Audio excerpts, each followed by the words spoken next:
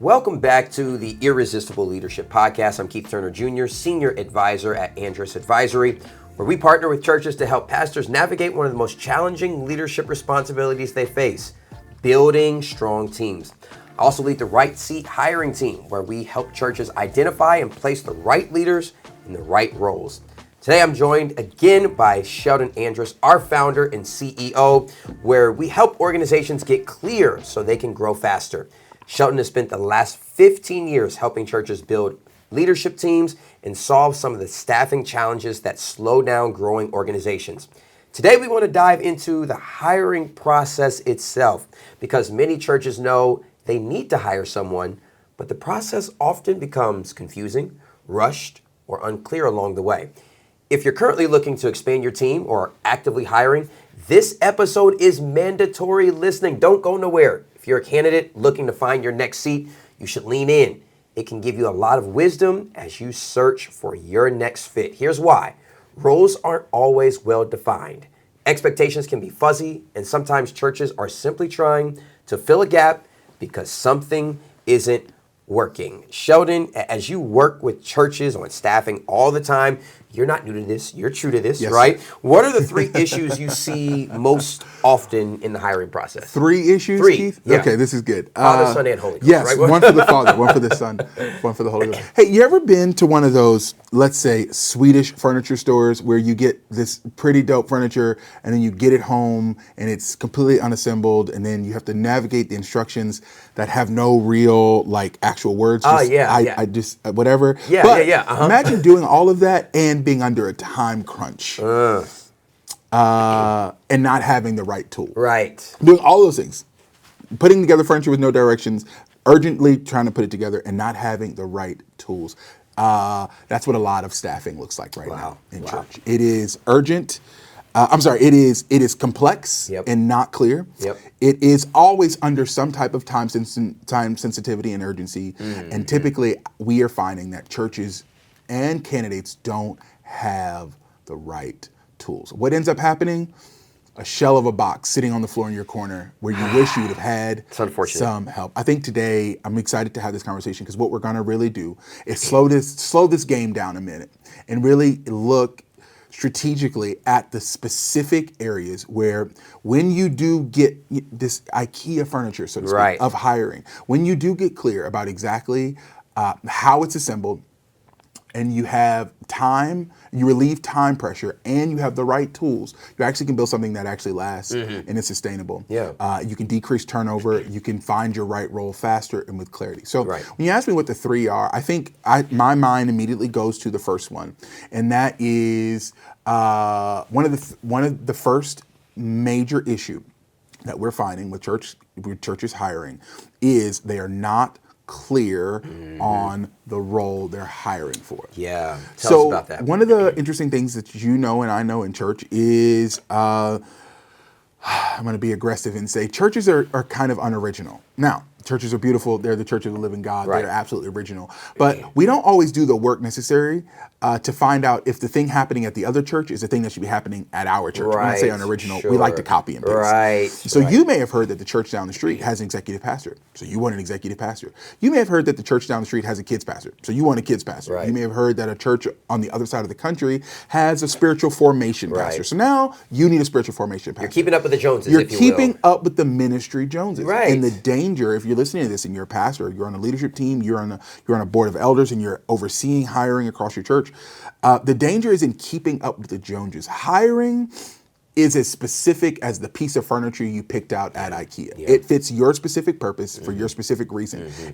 Although it doesn't come in the same shade, it doesn't come in the same size, it does not come in the same finish. And it is your job as the leader to ensure that when you start down the hiring process, you are clear on what you are hiring from. I say this and I say it all the time, and it bears repeating, that clarity is kindness, and to be unclear is to be unkind. And Keith, what I find is churches are inviting candidates into unclear situations and then demanding them be successful. Hence, high turnover, high frustration, incredible cultural tension and friction because we did not do the right thing the first time, and that is get clear about what seat we're hiring from. Listen, I don't care if you're looking for a worship leader, a graphic designer, an executive pastor, or a facilities maintenance and operations person. Right. There are different types of those people in each one of those things. Some of them bring administrative skill set. Some of them bring personality and charisma skill set.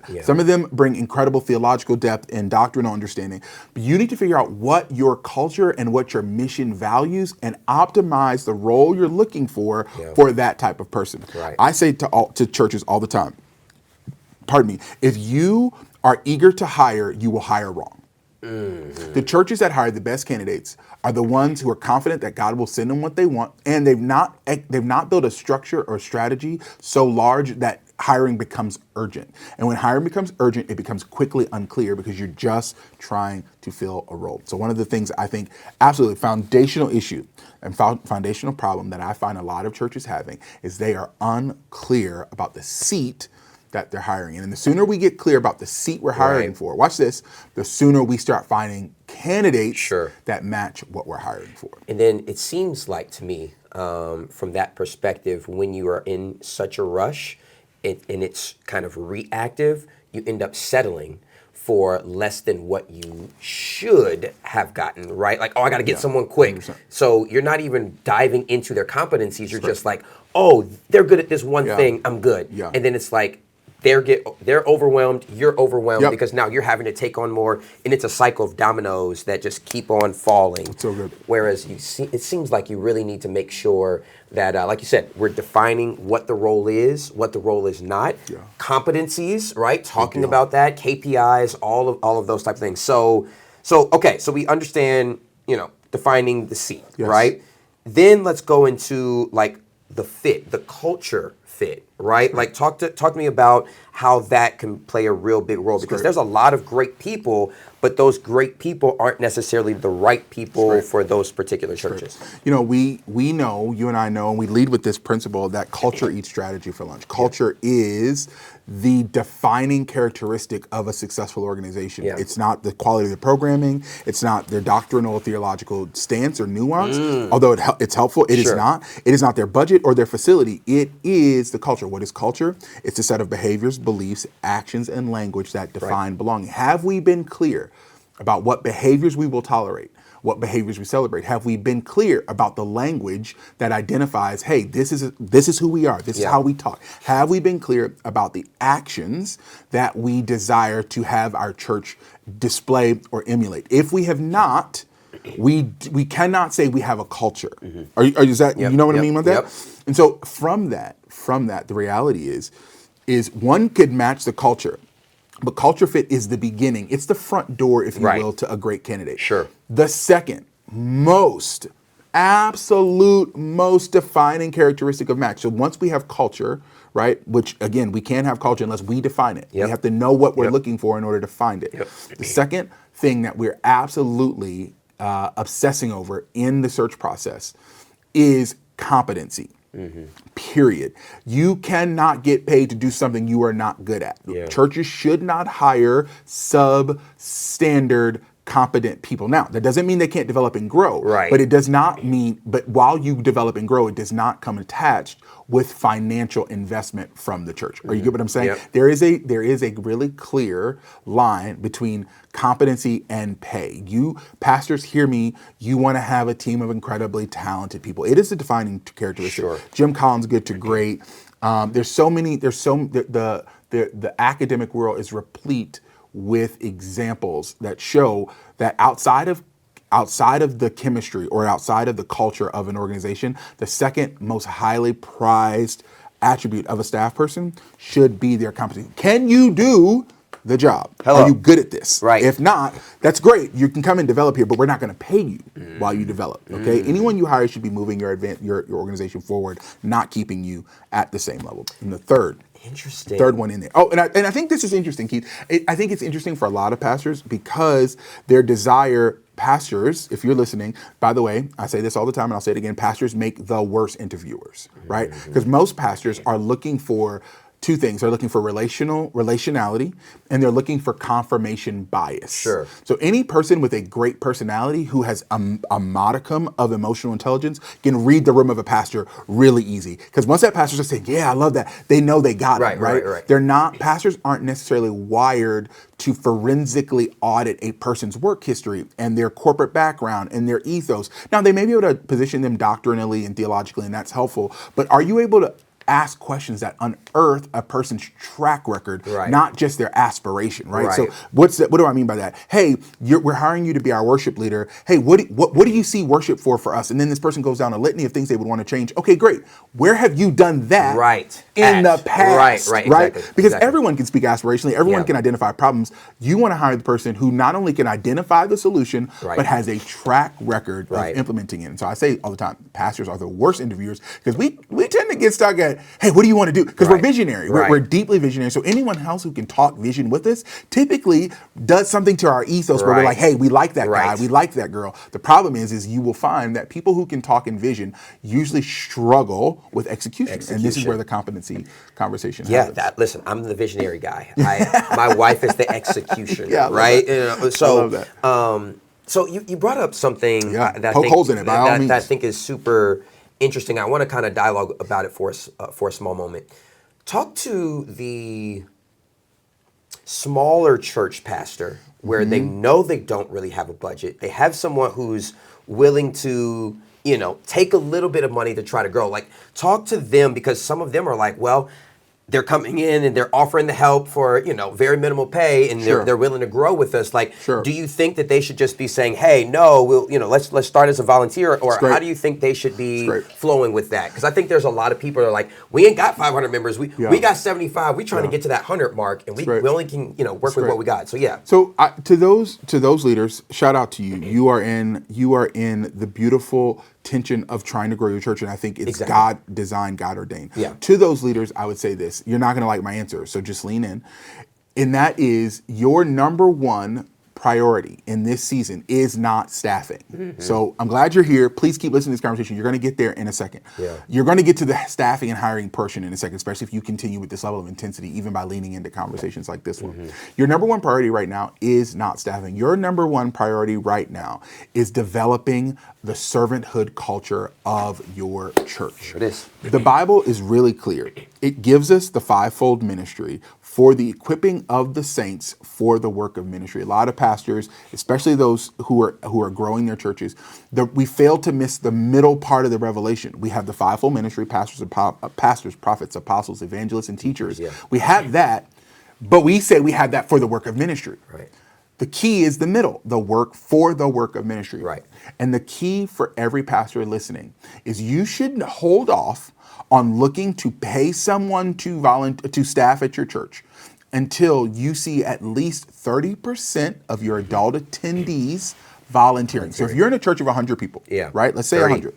You're looking for 30 adults. You're looking for 30 adults to say, hey, pastor, I believe in the vision of this church. I believe in the mission of this church. And to that end, every Sunday or every other Sunday, I'm going to volunteer to do kids. I'm going to volunteer to do greeters. I'm going to volunteer to be on the worship team. I'm going to volunteer to be in production. When you have that, you have effectively delegated enough ministry that if you're not seeing the results that you want, you should start to think about hiring. Now, at this juncture, watch this. Here's the science behind this. And y'all know I love the science. Yes, you do. For every one person volunteering in your church, it represents 3 more people attending in your church. So the math should be, if you have a 100-member church and you have 30 people volunteering, you technically should be seeing 120 people coming to your church. Because for every one person volunteering, they're going to bring 3 more people. Here's the beauty of that math. When you start to have 30% of people volunteering, and they're bringing their 3 on average, right? This is a statistical average.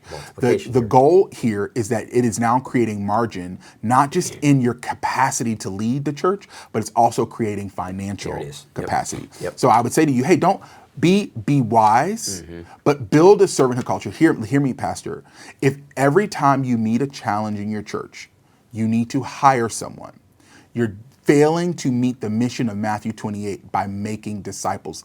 This hiring staff phenomenon hear me, it's not new to the church, but it is relatively new to the church. The majority of the church history has been built by men and women of God sacrificing of themselves, their time, their church, bringing their own money into the house of God to sacrifice for the mission of God. The idea that we work for their church full time, especially in our modern evangelical context, is actually, I would say, not even a full generation and a half old, meaning 75, maybe 80 years, where outside of the senior pastor work, living in the parsonage and getting a small salary, but also having to be bivocational for the most part, to this idea that pastors are completely full-time for their churches and they're bringing on other full-time paid staff, relatively new. So I would say to you, slow down. Don't keep up with the ministry Joneses. Just because the church down the street has a staff of 5. That's what I want. But here's the deal. You'll find that those churches who are running 120, who have a 5-person staff, they're now staff rich. They're staff constrained because now they can't do ministry because now they have to lay out that money for payroll and overhead. Now, I'm on a roll, so let me just keep going. You're giving all my consulting right now. Here it is. Here's the truth. The same church, we're talking the same 75 member church who's trying to grow. I don't know exactly where I'm supposed to spend money on staff.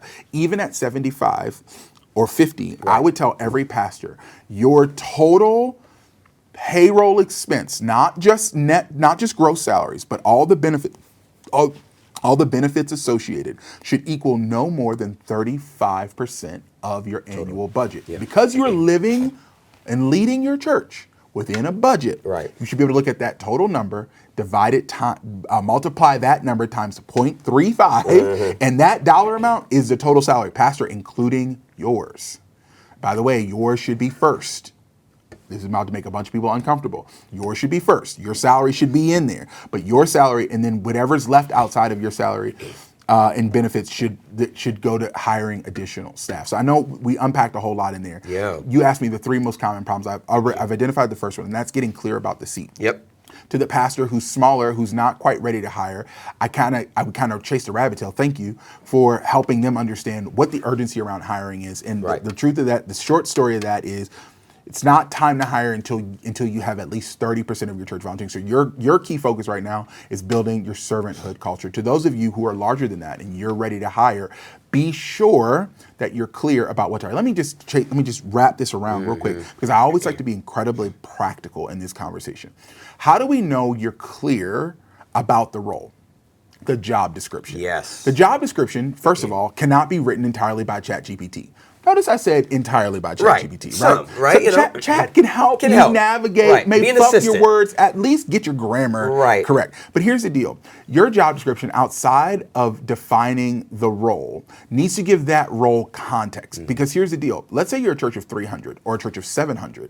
Saying, hey, you are the executive director of ministries in a church of 300. What ministries? What's the weekly thrust of those ministries? What's the cadence of meetings of those ministries? How many volunteers will I be overseeing? Because that's different at 300 than it is at 70. Watch this. Your job description should clearly identify the core competencies needed to excel at this role in your context, So for us, in our context, it could be, hey, we really need a great platform communicator in order to be really good at this, because we expect you to speak, we expect you to communicate to the team.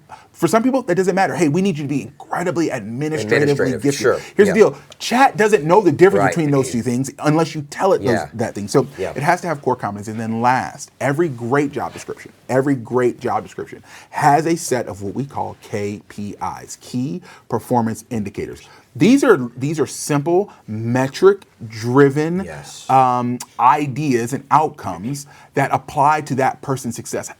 Ultimately answering, how do I know if I'm being successful at this job, and can you? And so then the interview process becomes less, it becomes 2 parts. It becomes one, like I said, about identifying your cultural proximity to us. Are we alike? Do we think alike? Do we talk alike? Can you talk and think alike us and act like us? Okay, cool. Once we say yes to that, the second one is, can you move these KPIs? And watch this, not can you, have you? Can you show us in your work history, your volunteer background, your ministry execution, or your marketplace skill where you already have tested your ability to manage and move these KPIs. I'm having so much fun about this because this is absolutely my heartbeat. This is absolutely my heartbeat. But in the first one, we have to be clear about defining the seat. Yeah, I think one of the things that I learned from Apple that I think is super important is, during the interview process, you've got to be able to ask those really hard questions that'll make someone think and will normally separate those who can think quickly on their feet, can come up with a solution to a problem, or those who can't, right? Like I remember being in some interviews and they would ask a question like, give me an example of a time where there was a problem, you need to come up with a quick solution and how did you implement it? And those people who cannot probably have not. It's great. Right? And so we've got to be able to dropped the ask, bar. you've got to be able to ask those hard questions to be able to, like, again, move from getting just a good candidate to getting a great one or the right one. So now you also mentioned something that I think is super important. You talked about the timing of it, right? Yeah. Like a lot of us are going nowhere fast, right? We're in a rush to get something, to get someone or whatnot. So let's talk about rushing the process, right? Because a lot of people are like, I got to have this, I got to have it now. May not have even done the work to make sure that the seat was clearly defined. But regardless, rushing the process gets you nowhere. Let's talk about that. And I'm sure you have some experience with that as well. I think you're right. Rushing the process is dangerous. Yeah. I think, do you remember, you're married, I'm married. You remember dating our wives? We both dated our wives for a season, for a few seasons. And here's the point I'm making. You got to see a person in a bunch of seasons. Bunch of seasons. Right? But here's the problem with interviewing. I can't wait for fall, winter, spring, and summer. Yeah. So how do I create seasonality quickly? Yep.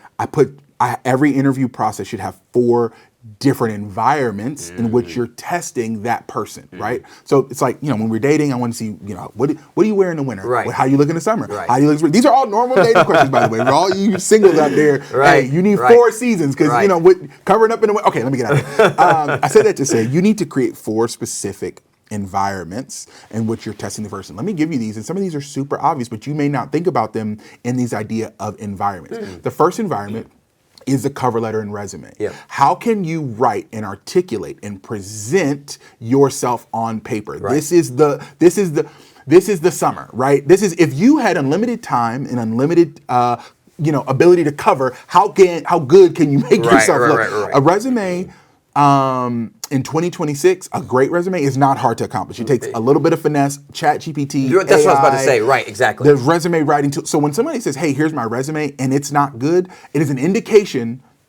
Not doing the work, right? There it is. If they're not doing it in the resume, they're not going to do it in the office, right? So that's the first season. Cover letter. Watch this. Is your cover letter generic, or is it written to this specific role based on the job description, core competencies, and KPIs? Your experience, there you go. And how is it one page? Does it address me as the hiring manager, or does it say to whom it may concern? Like, is the person detailed? This is the first season. The second season is a phone call without the camera. This is how we interview in the RightSeat philosophy. Second one is a phone call. I want to have a relational based phone call conversation. I want to hear how you talk. I want to hear how you process. I want to hear how you think and how you handle questions. This is a short conversation, but that short conversation is very perceptive, right? This is the second season. I want to ask you questions about your history and your background. What interests you in this job? Why did you apply? Okay, great. No problem. Third season. Zoom interview. Or in person, maybe? Nope. I'm getting there. Okay. Zoom interview. So as you can see, like dating, we're layering on the proximity, right? What a lot of people do is they get a resume and they say, hey, come in person. And when that happens, it's too many inputs for you to really, especially if it's an hour-long interview, maybe 2-hour-long interview on the long side, it's too many inputs for you to try to figure out all at one time. So what I'm doing is I'm building relationality and a repertoire with the person, right? So we start off, hey, I read your resume, I saw your cover letter, I'd like to jump on a phone call. From that phone call, hey, tell me about your previous work history. Tell me about what makes you excited about, like, this is a literal relationship building conversation. Third one, let's get on Zoom and let's actually talk through the job. And I want to hear how your previous work experience has tied into, or your previous volunteer experience or serving experience is tied to what we're looking for. Now, here's the key. After the Zoom call, if we have not checked competency, do not advance to level 4. This is like in dating. If we know we have 2 different theological perspectives, this is the Bible calling us unequally yoked. Why would we progress to engagement? I want kids, you don't want kids. It's like, it don't make sense. What do we do? Why are we in person? Don't be trying to change them in the marriage. You're not going to change them in this marriage, right? So if the person exposes a theological difference that's unsurmountable to you, if they have a work history that you feel like is going to be problematic when you, if don't move to admit it right there. Hey, this has been great. Thank you so much for your time. Yeah. Thank you for applying. We're still considering applications, but at this point, we're not going to move forward. Be clear, by the way, don't ghost people. Yep. Hello? Don't ghost people. That's level 3. Level 4, the 4th season of dating a candidate is the in-person interview. I'm trying to slow down. Now, by the way, the resume, phone call, and Zoom call can all happen in less than 10 days. Yeah. This is not weeks on end, right? Yeah. A well-managed hiring process can move this along. So I'm not, hear me, those of you who are like, no, I need to happen faster. I'm not saying it doesn't happen fast. I'm saying it happens intentionally. Right. It's much safer to run fast if you know where you're headed. Running fast with no goal will lead you hurt, right? It's just, I'm just running. Got to be a destination. The 4th season is the in-person interview. Now, here's what I said. Remember, we're laying out a case here for the hiring mistakes that people make. If the first primary hiring mistake is we don't have a culture fit, I can only test culture in a room with somebody. Yeah. I can't really test your culture over on paper. Right. I certainly can't. A call, language maybe. Language I can test. On Zoom, it's going to be straight professional. They're going to be, I say all the time, these people are going to be on their best behavior on Zoom. They're going to show up well-appeared, clean Zoom background. Early, now, maybe. If they're not, it is an indication maybe we don't progress forward. You need to be factoring all of these things in, which is why I say, let me just caveat, parenthetical insertion. Pastors shouldn't be the only people interviewing because you need to be cataloging all of these micro interactions and making sure they surface themselves. Hey, was that a big deal? Was that a little deal? Right. Oh, they were 2 minutes late to the Zoom call. Is that a deal breaker? Because quite frankly, for me, it is. But like for you, it may be like, we're late in our culture, so it's not going to be that big of a deal. Like whatever it is, I think you need to be keeping catalog, and you need someone over your shoulder ensuring that and watch this. Some pastor may say, hey, he wasn't 2 minutes early, I can't hire him. And you're like, Pastor, 2 minutes early? Like, come on, he's a really good candidate. Right. Like, she's a really good candidate. Let's not get outside of it. Okay. 4th one is an in-person interview. Now, the in-person interview is all about culture. We now know your work history. Yep. We now know why you're excited about the job. Yep. We now have a relational rapport. So now when we get together like a blind date, but that's not very blind. Right, not blind. We should have something to talk about. Right. We should watch this. We should already have inside jokes with each other because we've been talking. Hey, oh, that's right. You worked for that one company. Ha ha ha. There should be jokes about Apple. And oh my God, you've been married. And oh, look, these are your kids and they're so cute. And we know as a newborn, you have a 3-month-old. You probably don't sleep a lot. Like there should be inside jokes. Why? Because inside jokes are a marker of cultural fit. Right. Remember, everyone you have a cultural fit, you have an inside joke with. Everyone, right? Something, right? You have something that you can laugh about really quickly. So then when I come for an in-person interview, which, by the way, I think for an in-person interview, it should comprise of 2 things. It should comprise of a small social interaction and a formal office sit-down, right? Yep. Small social interaction could be lunch, it could be coffee, it could be as small as, like, let's go out to dinner, like, let's do a full, like, night out kind of thing. Let's see you and your wife or your spouse in their natural, natural outing element. Yep. I'm taking my time here because I don't think people understand how intensive the hiring process is going to be, and I'm going to end this with something that I think is really profound. So, the 4th environment is in person. Let me give you a recap. If you're taking notes and you're like, Sheldon, I'm hiring, I got to make sure I get this next hire right. 1st season, on paper, cover letter, resume. 2nd season is a phone call. No face, just voice. 3rd season is a Zoom call. Hey, pro tip, record the Zoom call so you can share it with some of your peers and leaders. Hey, I interviewed this person. Take a look at this video. Let me know if what you see and what you hear, right? Record the Zoom call. 4th, if all 3 of those check the competency box, and you don't have any red flags on culture, then advance them to the 4th season of interviewing, which is an in-person interview. 2 parts of an in-person interview, social and a sit-down. In the sit-down conversation, we want to basically replicate the Zoom call, but now in person. Right. And this is where it's a good opportunity now that they've seen you, that you're together, where you can talk in visionary sense. Hey, in the future, in this role, we see X, Y, Z happening. How can you help make that happen? What skills, talents, backgrounds do you have? Now, obviously, at every single juncture, we're leaving questions for them to ask about because questions reveal the nature of a candidate's heart, right? So they'll ask, if you get a question right off the bat about how much the job pays, that's not a red flag. What they're saying is I need to be clear before I go to season 1, season 2, season 3, season 4. You know what I'm saying? Like, it'd be like being on a date and asking like, hey, so do you have kids? That doesn't mean I don't want to date you. That just means I want to know if you have kids. And if you feel offended by that, pastor, just know you're probably not as clear as you think you are. Okay. So why am I saying that? Sheldon, why did you just lay all that out in excruciating detail? Here's why. Because the fastest way to fix a bad hire is to make a slow hire. If this is not a space in which you want to urgently rush to success to say you've checked a box. Every pastor who's ever had to let go of a staff person or who has had to change their plan around a staff person knows the deep frustration. I wasn't even getting there yet, but yes, it's deeply expensive. It is very expensive. In so many different layers. In so many, right? Okay, that's great. I love that. It costs you relational equity. It costs you financial equity. It absolutely costs you some of your leadership credibility. Because remember, this is the person you stood before your church and said, I believe God has sent us this person. And you, pastor, you only have so many God says or God says. You know what I'm saying? Like, eventually people are going to be like, wait, Elijah, you said it's going to rain. Is it going to rain? Or are you not a true prophet? And I would say to you, this is a space in which you want to be wise, deliberate, but also incredibly efficient. Because here's the deal. You're not doing that process I just listed. If you're hiring a good candidate, you're not doing that with one person. You might be doing it with 6 or 7.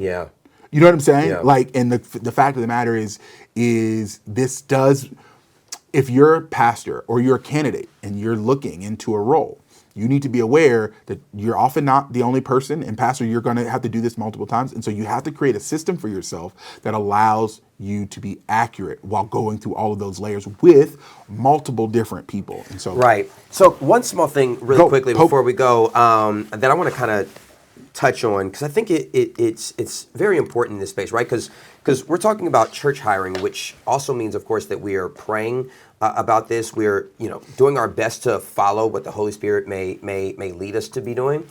But I want to know about some deal breakers, and when of course, you got to determine what your deal breakers are. But like, you kind of talk about the line where it's like, okay, we can deal with that. Like, we may not align on every single theological thing, but like, so can you talk about maybe some of your experience of what you've seen when you may have gotten the right fit, and it may not have been everything that you thought originally, but because you were willing to accept, like, okay, hey, this seems like this is who God is leading to. So just talk about that for a little bit. You want to talk about deal breakers? So this is a little messy, right? I hear, to be honoring to all parties involved, I think deal breakers happen on both sides. Just so we're clear, right? So it's not just that we hire people and they show up to our churches not being who they said they were. Watch this. Oftentimes, churches hire people painting a picture that is not reality once the person is there 40 hours a week, right? For sure. And everyone, remember, it's important to remember when you're interviewing, you're not only interviewing them. They're interviewing you. They're interviewing you. And so guess what? If you're smart, you're on your best behavior. But maybe you're not as nice in that interview as a boss as you are in real life. Maybe you're not as clear or as kind or as patient or as thoughtful as you are in the interview as you are when you're under stress in the office, Monday through Friday. So I say that to say deal breakers are really, they're contextual for everyone. Of course. They're absolutely contextual about everything, about a couple. But here are 3 that I think, let me not say 3. Here's some that I feel like people don't value as deal breakers, but become deal breakers. You ready for them? One is, how do we work here? Are we intense? And you want me managing a lot of things randomly? Do you want me working on a few structured things? A lot of pastors will say, hey, we're an organization, we move fast. And you find out it's actually not that fast. Right. Or they say, hey, no, it's totally normal here. And you get there and it's 9 days a week. Let's go. And it never stops. There's no Sabbathing. There's no rest. There's no margin to do anything else outside of the church. And so I think there are deal breakers on both sides, right? So deal breaker on the candidate side is, hey, you didn't tell me that this was the culture of work pace, not place, work pace. And then deal breaker on behalf of the organization is, hey, you said you could run fast, but we weren't clear what fast meant. Fast for us is gazelle level speed. Fast for us is, if you were fine at your corporate office, you'll be fine here. I think that's the first deal breaker. The second one is around compensation. If watch this, on both, remember these deal breakers are on both sides. If you believe that you're overpaying for a role, that person has to work so hard to remove your frustration of overpaying that you will it will always, almost every time, show up in your interactions with them. It's going to become it's hard to separate, as a CEO, it's hard to separate the investment from the work. It's almost impossible. So you need to make sure that you're not overpaying or underpaying for that role, because it will show up in your interactions. On the traverse, as the candidate, you need to know what your minimum acceptable salary is. Sure. And do not accept anything less. Anything. Here's why. Yeah. Here's when I say do not accept, without faith, wisdom, and counsel. There right? it is. I'm not saying Holy be Spirit is rigid. still that Holy Spirit is wild absolutely card, covering right? all of the things Absolutely, I'm talking about right now. But here's why. If you accept less, every time you face tension or frustration in your role, the way the enemy works is he's going to bring your mind to the money first. Well, I don't get paid enough for this, or I'm not doing all that. They don't pay me for it. And what that is solely erodes. Hear me. It may not come out of your mouth. It is absolutely evident in your actions. And so, what I say to everyone is deal breakers on both sides on compensation. The third place that I think are deal breakers. Okay, y'all not ready for the third one. The third one they may not. The third one, buckle in. The third one is, if you're married, does your spouse have the same affinity for this thing that you want to do that you do? Hear me. You do not hire both husband and spouse. So if I hired you, Keith, it doesn't mean I'm hiring your wife. However, in ministry, this is family. And what cannot happen is if you're not aware. That's why I think when you're hiring a married person, I don't think, hear me, this is Sheldon, I'll tell you when it's not. I don't think you should invite the spouse into the formal interview process. You should absolutely invite the spouse into the social part of the in-person experience. That's pretty good. Because ministry is so all-encompassing. You don't turn ministry off. You don't go home and say, okay, it's not a 9 to 5. It's not a bank job. Once you close your drawer, you go home and you don't care. Ministry follows you everywhere. It follows you to Walmart. It follows you to the store. It follows you to the park. It follows your kids to school. Their dad is the associate pastor at the church down the street. So now your kid is fighting church battles in their 4th grade classroom, right? I say that to say the spouse has to be on board with not just that their partner being a part of the church, but the mission, vision, and culture. Hear me. They don't have to be payable level. Right. But what will happen eventually if that spouse is not, is what I call pillow talk. And pillow talk is, so how much longer are we gonna do this? Exactly. I don't like the way they call you on Friday nights when they say you're supposed to be off. Oh, why are you going to work again? And hear me, a strong man or strong woman can handle that for a season.